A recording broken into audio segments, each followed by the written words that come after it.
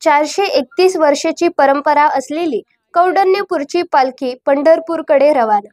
विदर्भाची पंढरी असलेले श्री क्षेत्र कौंडण्यपूर येथील माता रुक्मिणीच्या पालखीचे अमरावतीत आगमन झाले असून काँग्रेस नेत्या यशोमती ठाकूर व खासदार बळवंत वानखळे यांच्या वतीने अमरावतीच्या बियाणी चौकात पालखीचे जगे स्वागत करण्यात आले आहे। या दरम्यान सीमेवर लढणाऱ्या सैनिकांच्या परिवाराच्या हस्ते पालखीचे पूजन करण्यात आले असून पंढरपूर पालखीचे यावर्षी 431वे वर्ष आहे। महाराष्ट्रातील सर्वात जुनी पालखी रुक्मिणीची पालखी म्हणून या पालखीला ओळखले आहे। 33 दिवसांचा पायी प्रवास करून पालखी आषाढी एकादशीला पंढरपूरला पोहोचणार आहे। यावर्षी खरं प्रार्थना आई रुक्मिणीला हीच आहे की बळीराजा सुखाव आणि जे बॉर्डरवर आपले सैनिक खरं त्यांनी जी काही आपल्या जीवाची आहुती देऊन आपल्या सगळ्यांचं प्रोटेक्शन करतायत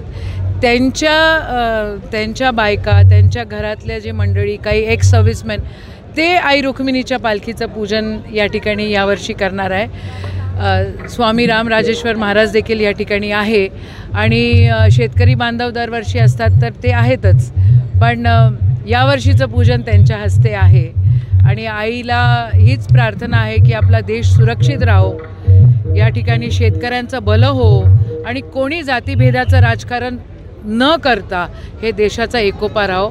या ठिकाणी सगळ्या समाजाचे मुस्लिम समाजाचे बांधव पण या ठिकाणी येत असतात आणि दरवर्षीप्रमाणे त्या पालखीचं स्वागत करत असतात। मागच्या वर्षी जर पाहिलं तर राज्य सरकारने वारकऱ्यांना 20,000 रुपये दिले होते, तसेच विमाचा सुद्धा प्रश्न प्रलंबित आहे। खूप मोठा विषय आहे। आता जे लोक सरकारमध्ये बसलेले आहेत त्यांनी वोट घेण्यासाठी नाही काही ते सगळं केलं।